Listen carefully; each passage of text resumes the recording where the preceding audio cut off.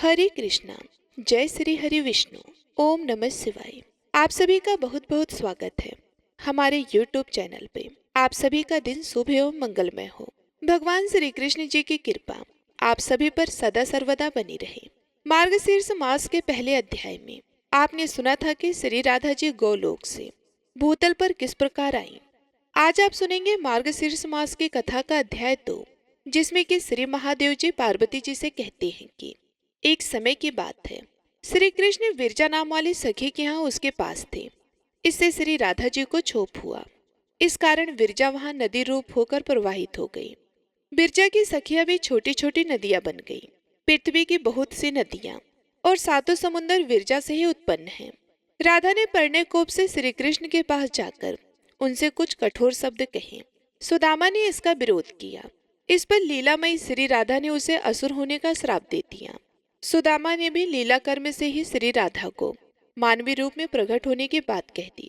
सुदामा माता राधा तथा पिता श्री हरि को प्रणाम करके जब जाने को उद्यत हुआ, तब श्री राधा पुत्र विरह से व्याकुल होने लगे। श्री कृष्ण ने उन्हें समझा बुझाकर शांत किया और शीघ्र उसके लौट आने का विश्वास दिलाया। सुदामा ही तुलसी का स्वामी शंखचूड़ नामक असुर हुआ था, जो मेरी सूझ से विधि एवं श्राप मुक्त होकर पुनः गोलोक को चला गया। अतः हे सती, राधा इसे वाराह कल्प में गोलोक में अवतरित हुई थी। वे ब्रज में बृषभानु वैश्य की कन्या हुई।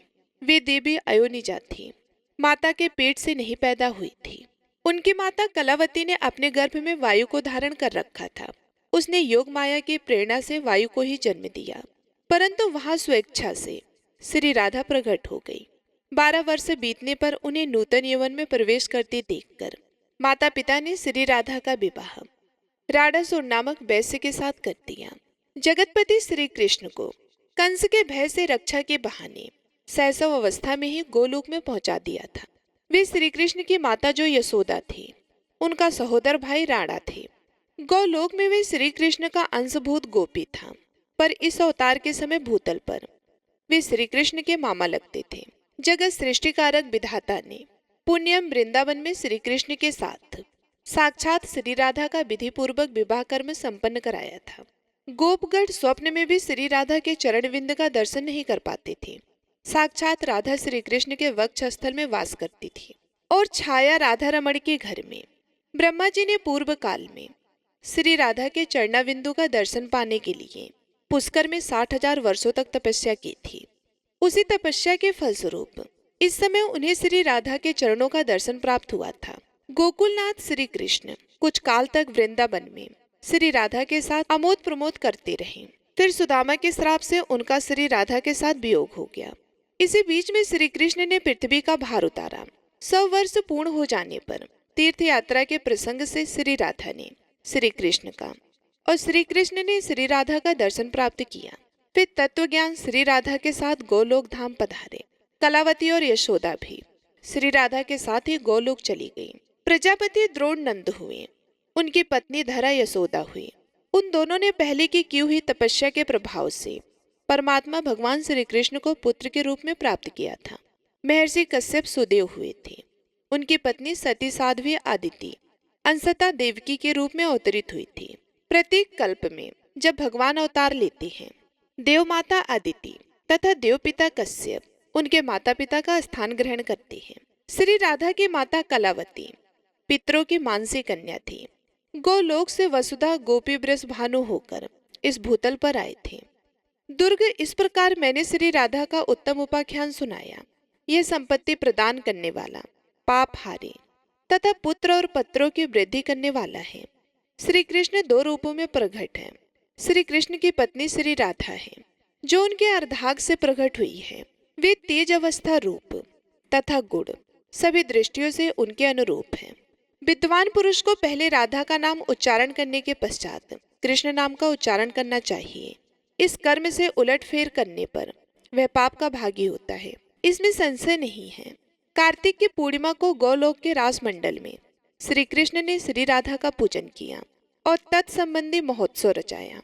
उत्तम रत्नों की गुटिका में राधा कवच रखकर गोपियों सहित श्री हरि ने उसे अपने कंठ और दाहिनी बाह में धारण किया।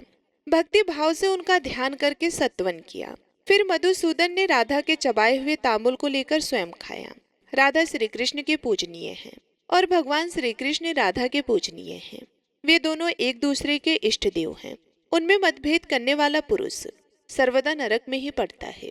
श्री कृष्ण के बाद धर्म ने, ब्रह्मा जी ने, मैंने, अंत में वसुकी ने तथा सूर्य और चंद्रमा ने श्री राधा का पूजन किया। फिर देवराज इंद्र, रुद्र गण, मनुपुत्र देवेंद्र गण, मुनीन्द्र गण तथा संपूर्ण विश्व के लोगों ने श्री राधा की पूजा की। यह सब द्वितीय आवरण के पूजक है।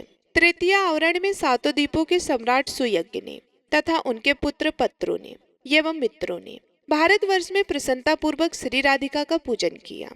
उन महाराज को देववश किसी ब्राह्मण ने श्राप दे दिया था, जिससे उनका हाथ रोगग्रस्त हो गया था। इस कारण वे मन ही मन बहुत दुखी रहते थे। उनकी राज्य लक्ष्मी छिन गई थी, परंतु श्री राधा के वर्ष से उन्होंने अपना राज्य प्राप्त कर लिया। ब्रह्मा जी के दिए हुए सूत्र से परमेश्वरी श्री राधा की स्तुति करके राजा ने अभेद कवच को कंठ और बाह में धारण किया तथा पुष्कर तीर्थ में 100 वर्षों तक ध्यान पूर्वक उनकी पूजा की। अंत में वे महाराज रतन विमान पर सवार होकर गोलोक धाम में चले गए। पार्वती, यह सारा प्रसंग मैंने तुमसे कह सुनाया, अब और क्या सुनना चाहती हो? तब पार्वती जी ने महादेव जी से पूछा कि प्रभु, राजा सुयज्ञ कौन थे? किस वंश में उनका जन्म हुआ था? उन्हें ब्राह्मण का श्राप कैसे प्राप्त हुआ था? और किस तरह श्री राधा जी को वो पा सके, जिनके चरण कमलों की रज को पाने के लिए ब्रह्मा जी ने पूर्व काल में पुष्कर तीर्थ के भीतर 6000 वर्षों तक तप किया, तथा जिनका दर्शन पाना आपके लिए भी अत्यंत कठिन है। उन्हीं पुरातन महालक्ष्मी श्री राधा देवी का दर्शन राजा सुयज्ञ ने कैसे किया? वे मनुष्यों के दृष्टिपथ में कैसे आई? तीनों लोकों के सृष्टा ब्रह्मा ने राजा सुयज्ञ को श्री राधा का कवच किस प्रकार से दिया? उनके ध्यान पूजन विधि तथा सूत्र का उपदेश कैसे किया? यह सब बताने की कृपा कीजिए। श्री महादेव जी बोले, देवी, 14 मनु में जो सबसे प्रथम है उन्हें स्वयंभू मनु भी कहते हैं। ब्रह्मा जी के पुत्र और तपस्वी कहे गए हैं।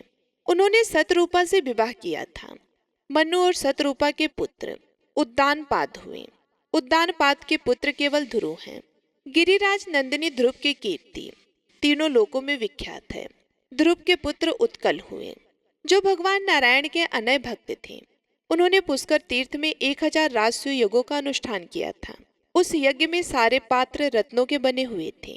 राजा ने बड़ी प्रसन्नता के साथ वे सब पात्र ब्राह्मण को दान कर दिए थे। यज्ञति महोत्सव में राजा ने बहुमूल्य वस्त्रों के सहस्त्र राशियां, जो तेज पुंज से उद्भाव होती थी, ब्राह्मणों को बांट दी। हे प्रिय, उस सुंदर यज्ञ को देखकर ब्रह्मा जी ने देवसभा में राजा उत्कल का नाम सुयज्ञ रख दिया। राजा सुयज्ञ अन्न रत्न तथा सब प्रकार की संपत्तियों के दाता थे। वे प्रतिदिन प्रसन्नता पूर्वक उचित दक्षिणा के साथ ब्राह्मणों को 101 लाख गवे दान में देते थे। उन गवों के सींग रत्नों से मड़े होते थे तथा दुग्ध पात्र आदि सामग्री भी रत्नम होती थी। वे प्रतिदिन 6 करोड़ ब्राह्मणों को भोजन कराया करते थे। उन्हें प्रतिदिन भोजन सामग्री देकर तृप्त करते थे। नित्य प्रति 1 लाख रसोइयों को भोजन दिया करते थे। पुआ, रोटी, चावल आदि अन्न, दाल आदि व्यंजन दही के साथ परोसे जाते थे। उस भोजन सामग्री में मांस का सर्वदा अभाव होता था। ब्राह्मण लोग भोजन के समय मान्यवर राजा सुयज्ञ की ही नहीं, उनके पितरों की भी स्तुति करते थे। हे सुंदरी, यज्ञ के दिनों में तथा उनके समाप्ति के दिन कुल मिलाकर 36 लाख करोड़ ब्राह्मणों ने अत्यंत तृप्तिपूर्वक सुवर्ण भोजन किया था। उन्होंने दक्षिणा में इतने रत्न ग्रहण किए थे कि उन सबको अपने घर तक ढो के ले जाना उनके लिए असंभव हो गया था। कुछ तो उन्होंने शूद्रों को बांट दिया और कुछ रास्ते में छोड़ दिया। ब्राह्मण भोजन के अंत में राजा ने ब्राह्मणियों को भी भोजन दिया। फिर वहां अन्न की सहस्त्र राशियां शेष रह गईं। इस प्रकार यज्ञ करके महाबाहु राजा सुयज्ञ अपनी राजसभा में रमणीय रत्न सिंहासन पर बैठे हुए थे। वे सिंहासन रत्नोसार से निर्मित अनेक अस्त्रों शस्त्रों से सुशोभित था। उसे अच्छी तरह सजाया गया था। उस पर चंदन आदि सुगंधित वस्तुओं का लेप हुआ था। वहां वसुवासो, चंद्रमा, इंद्र, आदित्य गण, मुनिवर, नारद तथा बड़े बड़े देवता विराजमान थे। इसी समय वहां एक ब्राह्मण आया, जो रूखा और मलिन वस्त्र पहने था। उसके कंठ, ओठ और तालू सूखे हुए थे। उसने मुस्कुराते हुए हाथ जोड़कर रत्न सिंहासन पर बैठे हुए पुष्पमाला और चंदन से चर्चित राजा को आशीर्वाद दिया। राजा ने भी ब्राह्मण को प्रणाम तो किया, किंतु वे अपने स्थान से उठे नहीं। उस सभा के सभासद भी ब्राह्मण की ओर देखकर खड़े नहीं हुए। वे सभी थोड़ा थोड़ा हंसते रहे। तब वे श्रेष्ठ ब्राह्मण मुनियों और देवताओं को नमस्कार करके निर्कुल स्वभाव से वहां खड़ा हो गया और क्रोधपूर्वक राजा को श्राप देता हुआ बोला, ओ पापी, तू इस राज्य से दूर चला जा, श्रीहीन हो जा तथा शीघ्र ही गलित कोढ़ से युक्त, बुद्धिहीन और उपद्रव से ग्रस्त हो जा। ऐसा कहकर क्रोध से कांपता हुआ ब्राह्मण सभासदों को श्राप देने के लिए उद्यत हो गया। जो लोग वहां हंस रहे थे वे सब उठकर खड़े हो गए। उन सब ने अपने दोष का परिहार कर लिया, अतः उनकी ओर से ब्राह्मण का क्रोध जाता रहा। राजा उस ब्राह्मण को प्रणाम करके भय से कतार होकर रोने लगे। वे व्यथित हृदय से सभा के बीच से बाहर निकले तथा गुण रूप वाले वे ब्राह्मण देवता भी ब्रह्म तेज से प्रकाशित होते हुए चल दिए। उनके पीछे पीछे भय से कांपते हुए समस्त मुनि भी चले और बारंबार उच्च स्वर से पुकारने लगे, हे विप्र, ठहरो ठहरो। उन मुनियों के नाम इस प्रकार हैं, पुलह पुलस्य प्रेचता, भृंगु, अंसी, मारिच, कश्यप, वशिष्ठ, क्रतु, शुक्र, बृहस्पति, दुर्वासा, लोमस, गौतम, विभाकर, सनन ऋषि, पराशर तथा और भी मुनि पितर, अग्नि, हरिप्रिय, दिक्पाल तथा समस्त देवता भी ब्राह्मण के पीछे पीछे चले। पार्वती उन नीति विरासत मुनियों ने ब्राह्मण को समझाया और एक स्थान पर ठहराया और क्रमशः उनसे नीति की बातें कही। तब पार्वती ने पूछा, ब्राह्मणों और ब्रह्मा जी के पुत्रों ने जो नीति के विद्वान थे उस समय ब्राह्मण देवता से नीति की कौन सी बात कही, यह मुझे बताने की कृपया करें। तब श्री महादेव जी बोले, सुमुखी, उस मुनि समुदाय ने स्तुति और विनय से ब्राह्मण को संतुष्ट करके क्रमशः इस प्रकार कहना आरंभ किया। सनत कुमार ने कहा कि ब्राह्मण, तुम्हारे पीछे पीछे राजा की लक्ष्मी और कीर्ति भी चली आई है। सत्व, यश, सुशील, महान, ऐश्वर्य, पितर, अग्नि और देवता भी राजा को श्रीहीन करके उनके घर से बाहर चले आए हैं। हे द्विश्रेष्ठ, अब तुम संतुष्ट हो जाओ, क्योंकि ब्राह्मण शीघ्र ही संतुष्ट होने वाला कहा गया है। हे मुनि, ब्राह्मणों का हृदय नवनीत के समान कोमल होता है। वे तपस्या में परिमार्जित होने के कारण अत्यंत निर्मल और शुद्ध होता है। अतः हे विप्र, अब क्षमा करो, आओ और राजभवन को पवित्र करो। जिसके घर से अतिथि निराश होकर लौट जाता है उसके देवता, पितर तथा अग्नि भी निराश होकर लौट जाते हैं, क्योंकि वहाँ अतिथि का सत्कार नहीं हुआ। इसलिए हे विप्र, अब हमें क्षमा करो, आओ और राजभवन को शुद्ध करो। पुलस्त्य जी बोले, जो घर पर आए हुए अतिथि को टेढ़ी आंखों से देखते हैं उन्हें अतिथि अपना पाप देकर और उनके पुण्य को लेकर चला जाता है। अतः तुम राजा के दोष को क्षमा कर दो। हे वत्स, तुम्हारी जहाँ मौज हो वहाँ जाओ। राजा अपने कर्म दोष से ही उठकर खड़े नहीं हुए थे, उनके उस दोष को तुम क्षमा कर दो। पुलह मुनि ने कहा, जो क्षत्रिय राजलक्ष्मी के मत से अथवा जो ब्राह्मण विद्या के मत से किसी ब्राह्मण का अपमान करता है वे क्षत्रिय श्रीहीन होता है तथा वह ब्राह्मण त्रिकाल संध्या से शून्य हो जाता है। वे दोनों ही एकादशी व्रत तथा भगवान विष्णु के नौ वेद से वंचित हो जाते हैं। क्रतु बोले, ब्राह्मण, क्षत्रिय, वैश्य अथवा शूद्र कोई भी क्यों ना हो, जो ब्राह्मण का अपमान करता है वे दीक्षा के पुण्य और अधिकार से भ्रष्ट हो जाता है। इतना ही नहीं, उनका धन भी नष्ट हो जाता है तथा वे पुत्र पत्नी से भी हीन हो जाता है। यह एक अटल सत्य है। अतः हे भगवान, क्षमा करो, आओ और राजा के घर को पवित्र करो। अंगी ने कहा, जो ज्ञानवान ब्राह्मण होकर किसी ब्राह्मण का अपमान करता है वे भारतवर्ष में 7 जन्मों तक सवारी ढोने वाला बैल होता है। मारिच बोले, जो पुण्य क्षेत्र भारतवर्ष में देवता, ब्राह्मण तथा गुरु का अपमान करता है वे भगवान विष्णु की भक्ति से वंचित हो जाता है। कश्यप ने कहा, जो वैष्णव ब्राह्मण को देखकर उनका अपमान करता है वे विष्णु मंत्र की दीक्षा से वंचित होकर विष्णु पूजा से भी विरत हो जाता है। प्रचेता बोले, जो अतिथि ब्राह्मण को आया हुआ देखकर उसके लिए अभित नाम में माता पिता की भक्ति से रहित होता है उस मूढ़ को 7 जन्मों तक हाथी की योनि में जन्म लेना पड़ता है। अतः हे द्विश्रेष्ठ, शीघ्र चलो, राजा को आशीर्वाद दो। दुर्वासा ने कहा, जो गुरु ब्राह्मण अथवा देवता की प्रतिमा को देखकर शीघ्र ही उसके सामने मस्तक नहीं झुकाता वे पृथ्वी पर सुअर होता है। अतः हे ब्राह्मण, हमारे सब अपराधों को क्षमा करो और चलकर अतिथि सत्कार ग्रहण करो। राजा ने पूछा, आप सभी लोग श्रेष्ठ मुनि हैं, आपने किसी न किसी बहाने से धर्म का उपदेश किया है, अतः सब कुछ स्पष्ट बताकर मुझ मूर्ख को समझाइए। हे विद्वानों, आप लोग पहले मुझे यह बताइए कि स्त्री हत्या, गौ हत्या, कृतज्ञता, गुरु पत्नी गमन तथा ब्रह्म हत्या करने वालों को कौन सा दोष लगता है और उसका परिहार कैसे होता है। वशिष्ठ जी बोले, राजन, यदि स्वेच्छा पूर्वक गोवध का पाप किया गया हो तो उसके प्रायश्चित के लिए मनुष्य 1 वर्ष तक तीर्थ में भ्रमण करता रहे। वह प्रतिदिन जौ की रोटी अथवा जौ की लपसी खाए और हाथ से ही जल पिए। वर्ष पूरा होने पर ब्राह्मणों को दक्षिणा सहित 100 अच्छी और दुधारू गायों का दान करें। प्रायश्चित से पाप क्षीण हो जाने पर भी मनुष्य अपने संपूर्ण पाप से मुक्त नहीं होता।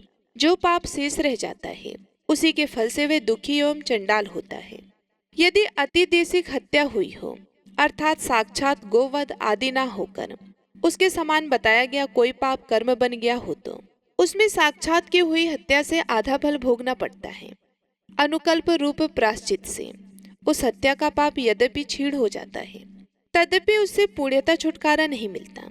शुक्र ने कहा, स्त्री की हत्या करने पर निश्चय ही गौ हत्या से दूना पाप लगता है। स्त्री हत्यारा हजारों वर्षों तक कालसूत्र नामक नरक में निवास करता है। फिर वे महापाप मानव 7 जन्मों तक सुअर और 7 जन्मों तक सर्प होता है। इसके बाद उसकी शुद्धि होती है। बृहस्पति बोले, स्त्री हत्या से दूना पाप लगता है। ब्रह्म हत्या में ब्रह्म हत्यारा 1,00,000 वर्षों तक निश्चय ही महाभयंकर कुंभी पाप नरक में निवास करता है। फिर उस महापाप को 100 वर्षों तक विष्ठा का कीड़ा होना पड़ता है। इसके बाद 7 जन्मों तक सर्प होकर वे उस पाप से शुद्ध होता है। गौतम ने कहा, राजेंद्र, कृतज्ञ को ब्रह्म हत्या से 4 पाप लगता है।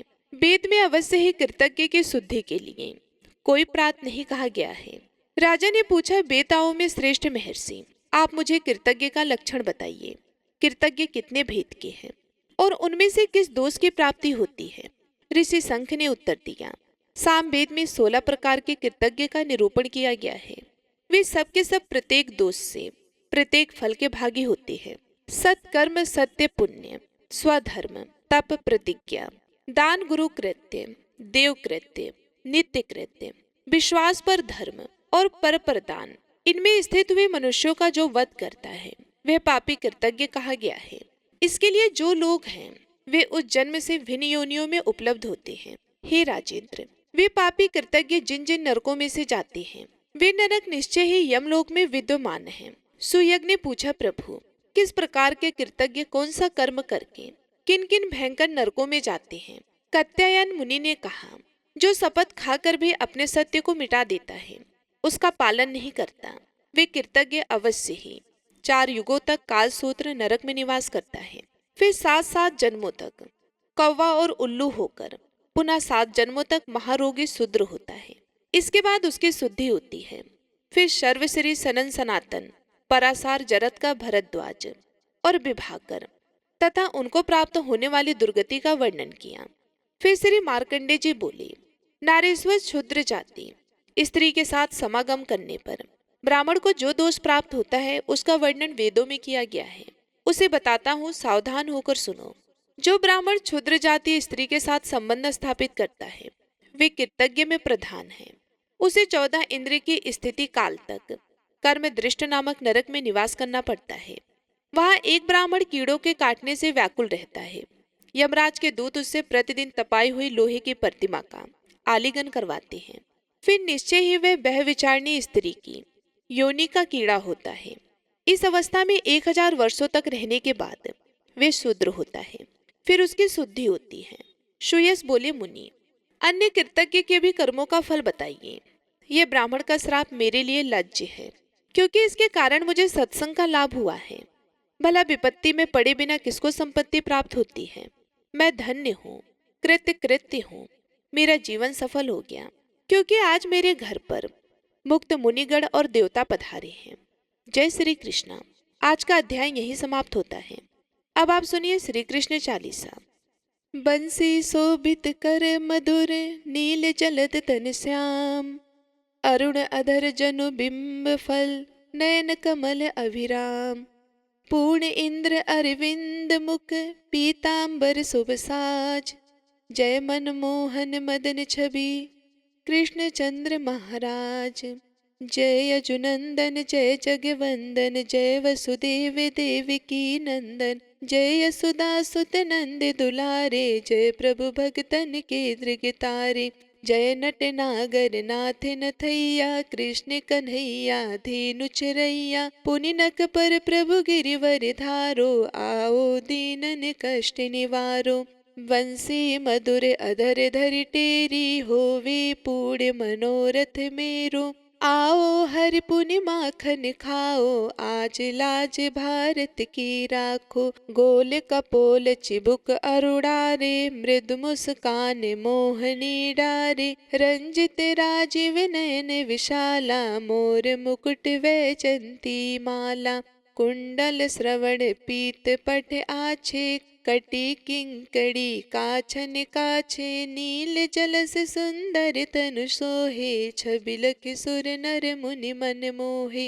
मस्तक तिलक अलक घुंघराले आओ कृष्ण बांसुरी वाले। कर पै पान पुतन ही तार्यो अका बका कागा सुर मार्यो। मधुवन जलत अग्नि जब ज्वाला भय शीतल लखित ही नंद लाला। सुरपति जब ब्रज चढ़े रिसाई मसुर धार वारी वरसाई। लगत लगत ब्रज चाहन बहायो गोवर्धन नख धारी बचायो। लखी यशोदा मन भ्रम अधिकाई मुख मां 14 भुवन दिखाई। दुष्ट कंस अति उधम मचायो कोटि कमल जब फूल मंगायो। नाथि काल ही तब तुम लीने चरणा चिन्ह दे निर्भय कीन्हे। कर गोपिन संग रास बिलासा सबकी पूर्ण कर अभिलाषा। केतिक महा असुर संहार्यो कंस ही केस पकड़ी दे मार्यो। मात पिता की बंदी छुड़ाई उग्रसेन कह राज दिलाई। मही से मृतक छो सुत लायो मातु देव की शोक मिटायो। भौमासुर मुर दैत्य संघारी लय 10 सहस कुमारी। ते भिन्नी तृण चीर सहारा जरा सिंधु राक्षस कह मारा। असुर बकासुर आदि के मार्यो भगतन के तब कष्ट निवार्यो। दीन सुदामा के दुख टार्यो तंदुल 3 मूठ मुख डार्यो। प्रेम के साग विदुर घर मांगे दुर्योधन के मेवा त्यागे। लखी प्रेम की महिमा भारी ऐसे श्याम दीन हितकारी। भारत के पारथ रथ हाके लिए चक्र कर नहीं बल ताके। निज गीता के ज्ञान सुनाए भगतन हृदय सुधा बरसाए। मीरा थी ऐसी मत वाली बिस पी गई बजा कर ताली। राना भेजा साप पिटारी सालिग्राम बने बनवारी। निज माया तुम बिंद दिखायो उरते संशय सकल मिटायो। तब सत निंदा करि तत्काला जीवन मुक्त भयो शिशुपाला। जब ही द्रौपदी टेर लगाई दीननाथ लाज अब जाई। तुरत ही वसन बने नंद लाला बढ़े चीर भय अरि मुह काला। असनाथ के नाथ कन्हैया डूबत भवर बचावत नैया। सुंदर दास आस उरिधारी दया दृष्टि की जय बनवारी। नाथ सकल मम कुमति निवारो क्षमहु बेगी अपराध हमारो। खोलो पट अब दर्शन दीजो बोलो कृष्ण कन्हैया की जय। यह चालीसा कृष्ण का पाठ करे उरिधारी। अष्ट सिद्धि 9 निधि फल लहे पदारथ चारी।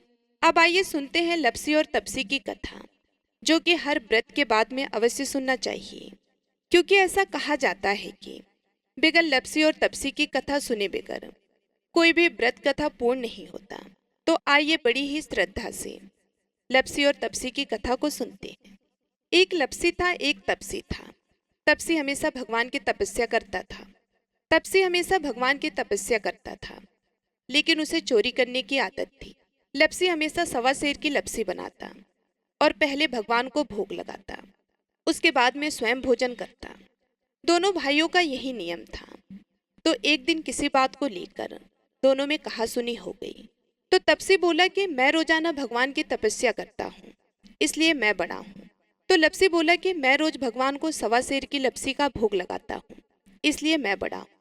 ऐसा कहते हुए दोनों जोर जोर से लड़ने लगे। तभी वहां से नारद जी गुजर रहे थे। दोनों को लड़ता हुआ देखकर वहां आए और उनसे पूछा कि तुम दोनों क्यों लड़ रहे हो। तो दोनों ने अपने आप को बड़ा बताया और साथ में बड़ा होने का कारण भी बताया।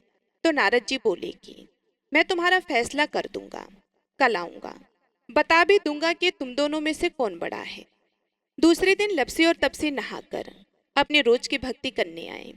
तो नारद जी ने छुपकर 1.25 करोड़ की एक एक अंगूठी उन दोनों के आगे रख दी। जैसे ही भक्ति करते हुए तपसी की नजर उस अंगूठी पर पड़ी तो उसने चुपचाप उस अंगूठी को उठाई और अपने पैरों के नीचे दबा ली। लपसी की नजर अंगूठी पर पड़ी, लेकिन उसने ध्यान नहीं दिया। उसने पहले भगवान को भोग लगाया और फिर स्वयं भोजन करने के लिए बैठ गया। थोड़ी देर बाद नारद जी सामने आए।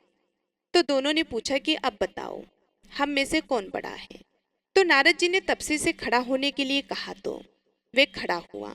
तो उसके पैर के नीचे दबी हुई अंगूठी दिखाई दी।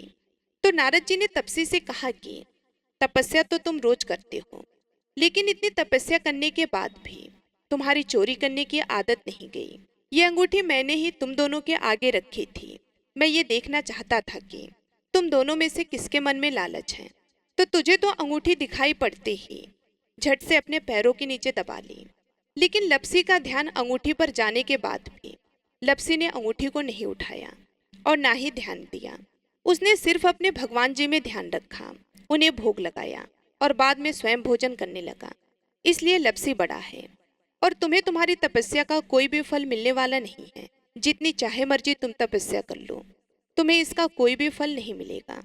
तो तपसी को यह सुनकर बहुत ही दुख हुआ और वे शर्मिंदा होकर नारद जी से माफी मांगने लगा और कहने लगा, आज तक की मेरी गलती माफ करो और मुझे बताओ कि मेरी तपस्या का फल कैसे मिलेगा। आज के बाद कभी भी मैं चोरी नहीं करूंगा। तो नारद जी ने कहा कि यदि कोई गाय और कुत्ते को रोटी नहीं बनाएगा तो उसका फल तुझे मिलेगा। यदि कोई आदमी ब्राह्मण को भोजन करवा कर उसे दक्षिणा नहीं देगा तो उसका फल भी तुझे ही मिलेगा। अगर किसी को सूत वाली साड़ी अगर हम देते हैं, उसके ऊपर अगर भेंट स्वरूप कुछ रुपए नहीं देंगे तो उसका फल भी तुझे ही मिलेगा।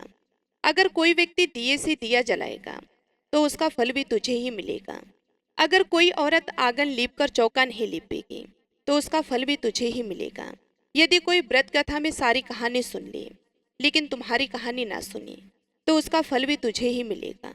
उस दिन से हर व्रत कथा और कहानी के साथ लपसी और तपसी की कहानी कही और सुनी जाती है।